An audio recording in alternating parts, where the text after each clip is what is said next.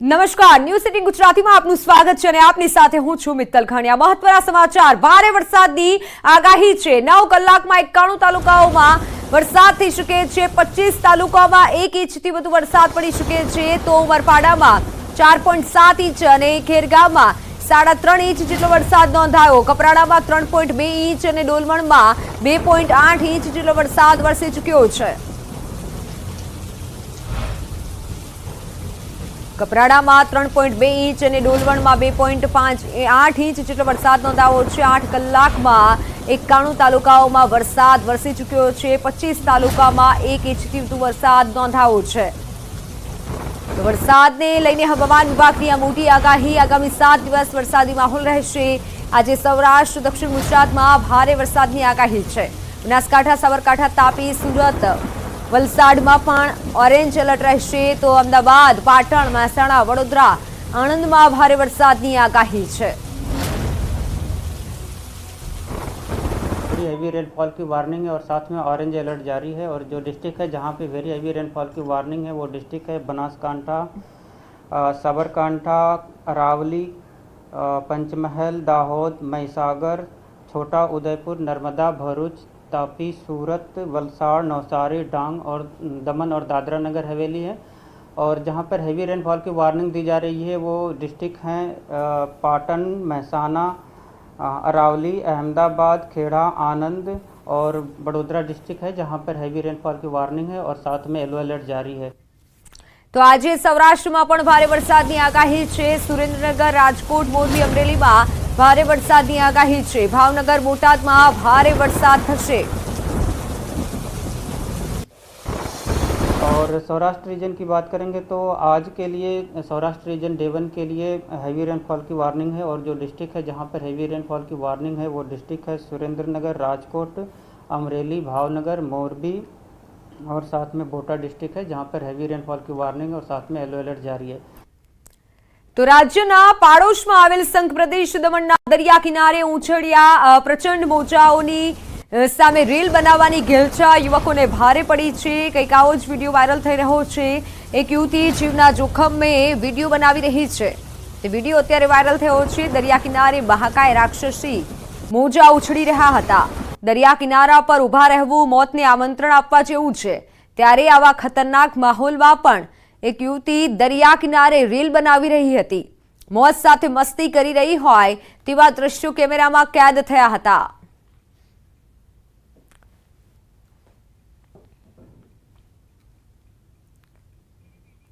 વાત સુરતની। સુરત જિલ્લામાં અવિરત રીતે વરસાદ થઈ રહ્યો છે। માંડવીની જીવાદોરી સમાન ગોરધા ડેમ ઓવરફ્લો થયો છે। ગોરધા ડેમના આહલાદક દ્રશ્યો સામે આવ્યા। પ્રતિબંધ હોવા છતાં સ્થાનિકો માછીમારી કરતા નજરે પડ્યા। તંત્રએ ડેમ, ખાડી કે નદી કિનારે જવા પર પ્રતિબંધ ફરમાવ્યો છે। દક્ષિણ ગુજરાતના 4 જિલ્લાઓમાં ભારેથી ભારે વરસાદની આગાહી દ્રશ્યમ બતાવવાનો પ્રયાસ કરીશ કે સુરત જિલ્લાના માંડવી ખાતે આવેલો ગોરધા ડેમ સિઝનમાં પ્રથમ વખત ઓવરફ્લો થવા પામ્યો છે। આ જે ડેમ ઓવરફ્લો થયો છે એના નયનરમ્ય દ્રશ્ય હાલ તમે સીધા જોઈ રહ્યા છો। અને ખાસ કરીને જે માંડવી તાલુકાના ઉપરવાસની અંદર પણ વહેલી સવારથી અવિરતપણે ધોધમાર વરસી રહેલા વરસાદને બદલે હાલ વેરાઈ નદીની અંદર પૂરની સ્થિતિને ધ્યાનમાં લઈ હાલ આજે વેરાઈ નદી ઉપર બનાવવામાં આવેલો ગોરધા ડેમ જે પ્રથમ વખત સિઝનમાં ઓવરફ્લો થતા નયનરમ્ય દ્રશ્ય જોવા મળ્યા છે। તો ક્યાંક ને ક્યાંક જે વહીવટી તંત્ર દ્વારા પણ અનુરોધ કરવામાં આવ્યો છે કે માછીમારોએ પણ પૂરની સ્થિતિમાં ખાડીઓમાં કે નદીઓમાં માછીમારી કરવા જેવું નહીં। પરંતુ એ ચોક્કસપણે દ્રશ્યો પણ તમે જોઈ રહ્યા છો કે સ્થાનિકો હાલ અહીં માછીમારી પણ આ પૂરના પાણીની અંદર કરી રહ્યા હોય એવા ચોક્કસપણે દ્રશ્યો તમે જોઈ રહ્યા છો। ખાસ કરીને જે આ સિઝનમાં પ્રથમ વખત આજે ગોરધા ડેમ છલકાતા નયનરમ્ય દ્રશ્યો જે સર્જાયા છે જે આહલાદક વાતાવરણનો નજારો પણ જોવા મળી રહ્યો છે। અને ખાસ કરીને જે ઉપરવાસના વરસાદને લીધે હાલ 2 કલાકની અંદર જ આ ડેમ જે ઓવરફ્લો થવા પામ્યો છે ને જે છલકાયો છે જેના નયનરમ્ય દ્રશ્ય તમે સીધા જોઈ રહ્યા છો। સહાયક કેમેરામેન સ્મિત રાઠોડ સાથે કેતન પટેલ, ન્યૂઝ 18 ગુજરાતી, માંડવી, સુરત। સુરત જિલ્લાના તમામ તાલુકાઓમાં રહેલી સવારથી અવિરત રીતે વરસાદ વરસી રહ્યો છે। 2 દિવસના વિરામ બાદ સમગ્ર સુરત જિલ્લાની અંદર મેઘમહેર જોવા મળી રહી છે। સુરત જિલ્લામાં સૌથી વધુ ઉમરપાડા તાલુકાની અંદર સવારથી 6 વાગ્યાથી 1 વાગ્યા સુધીમાં 4 ઇંચ જેટલો વરસાદ નોંધાયો। બારડોલી તાલુકામાં 2 ઇંચ અને કામરેજ તાલુકામાં 2.5 ઇંચ વરસાદ નોંધાયો। ત્યારે તાલુકામાં 2 કે 1 ઇંચ જેટલો વરસાદ પડતા ધરતીપુત્રોમાં ખુશીનો માહોલ જોવા મળી રહ્યો છે। ગુજરાત સરકારના હવામાન ખાતાએ દક્ષિણ ગુજરાત ઉપર આપ્યું છે એલર્ટ।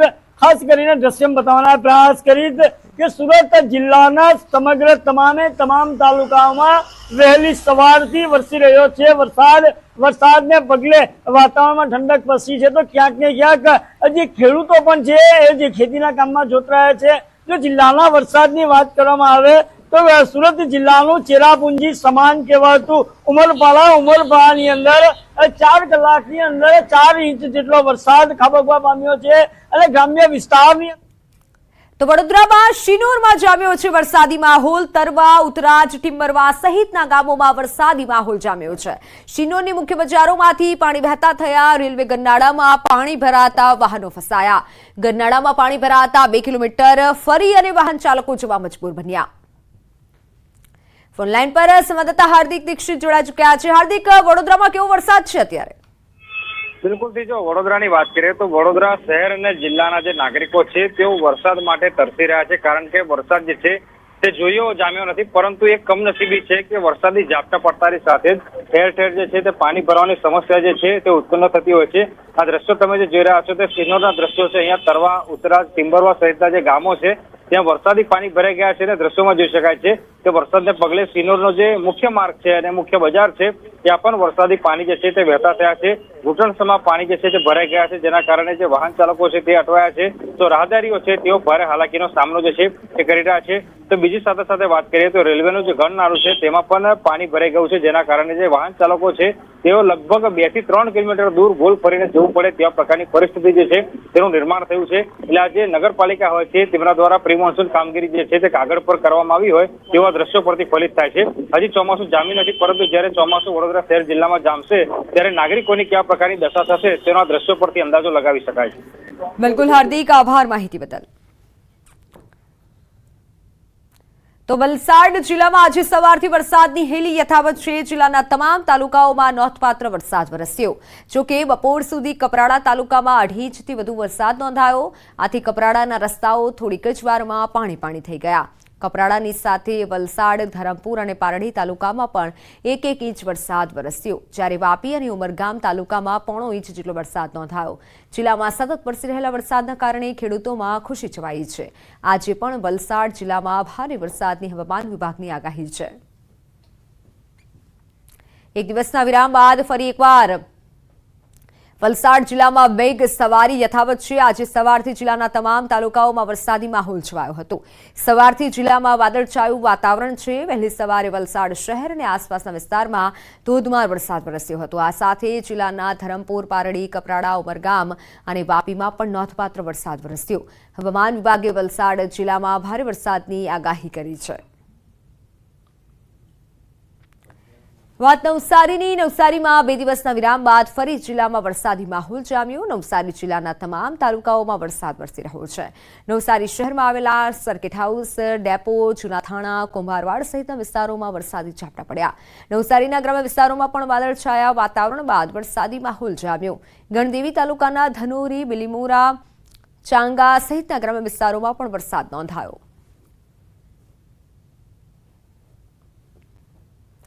તો ડાંગ જિલ્લામાં ધોધમાર વરસાદી માહોલ જામ્યો છે। સાપુતારા, વઘઈ, સુબીરમાં ધોધમાર વરસાદ નોંધાયો। સાપુતારામાં વરસાદને લઈને પ્રવાસીઓમાં ખુશીનો માહોલ છે। હજુ પણ ભારે વરસાદની આગાહી કરવામાં આવી છે।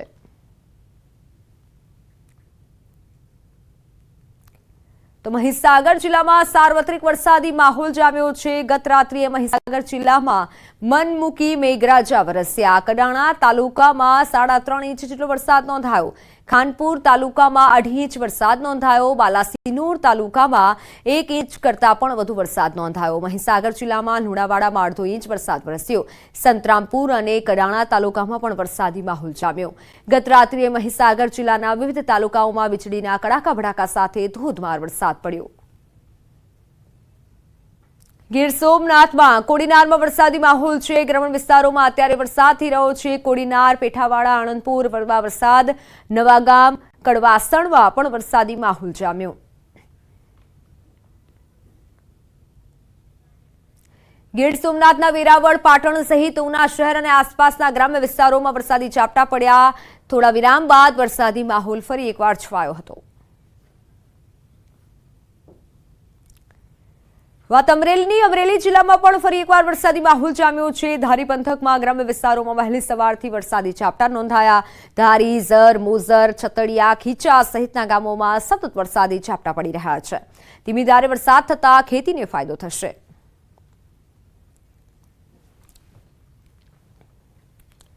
નજર અન્ય સમાચારો પર તો રાજકોટમાં નકલીનો રાફડો ફાટ્યો છે. માલ્યાસણના પીપળિયામાંથી નકલી શાળા પકડાઈ છે. જી હા, કોઈ પણ પ્રકારની માન્યતા વગરની આ શાળા ધમધમતી હતી.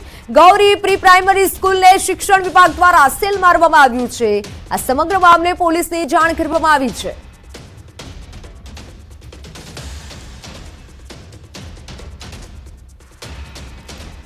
કોઈ પણ માન્યતા વગર આ શાળા ધમધમતી હતી. ત્યારે સવાલ એ થાય છે કે હજી સુધી આજ દિન સુધી શિક્ષણ અધિકારીને કેમ તેની કોઈ જાણ ન થઈ. શિક્ષણ વિભાગે હાલ તો પોલીસને જાણ કરી છે, તપાસ કરવામાં આવશે, પરંતુ नकलीનો રાફડો ફાટ્યો છે.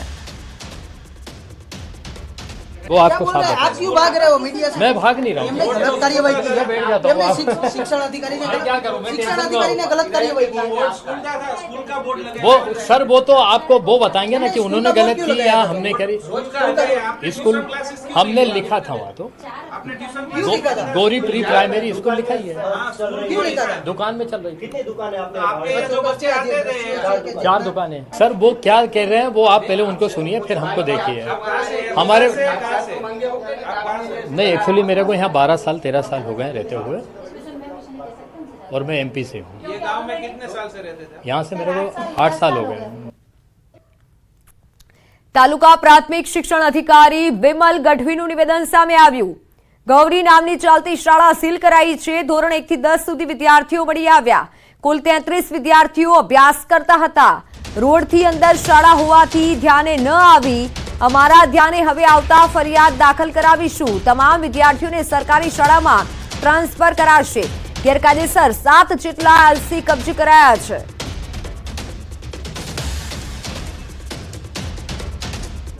શિક્ષા અધિકારી આવ્યા ને ત્યારે અમને ખબર પડી કે આ સ્કૂલ નકલી છે. ત્યાં લગી અમને નહોતી ખબર.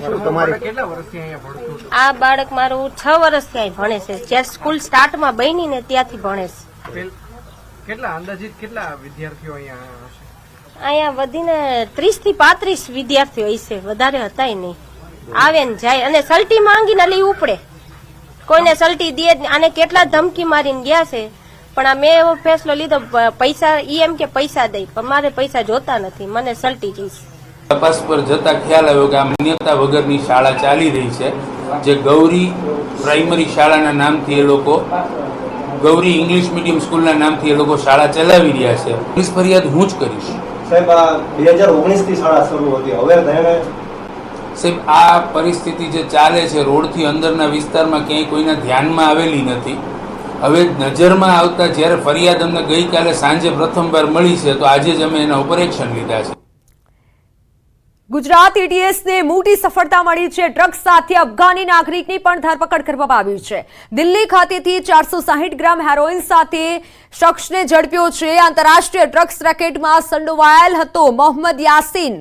માર્ચ 2024માં આરોપી સાથે એફઆઈઆર નોંધાઈ હતી. આરોપી સામે એટીએસ અને સુરત ક્રાઇમ બ્રાન્ચ જોઈન્ટ તપાસ કરી રહી હતી અને તે દરમિયાન દિલ્હી પોલીસને સાથે રાખી એટીએસની કાર્યવાહી અફઘાનિસ્તાનથી 2017માં મેડિકલ વિઝામાં ભારત આવ્યો હતો, પરંતુ તે શખ્સને હવે ઝડપી પાડવામાં આવ્યો છે. એટીએસની ટીમને મોટી સફળતા મળી છે.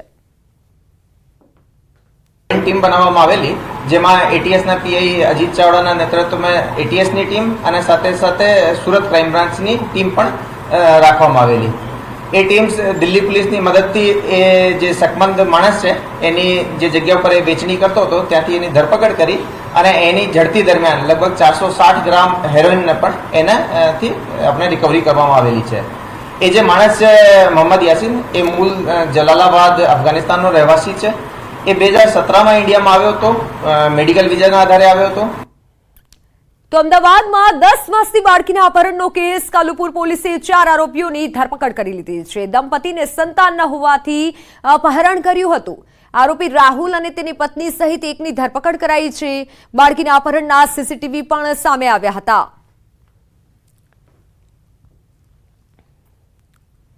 આબુ રોડના માનપુર રોડ પર ભર બજારમાં ઇકો ચાલકે 3 બાઇક ચાલકોને અડફેટે લઈ લીધા.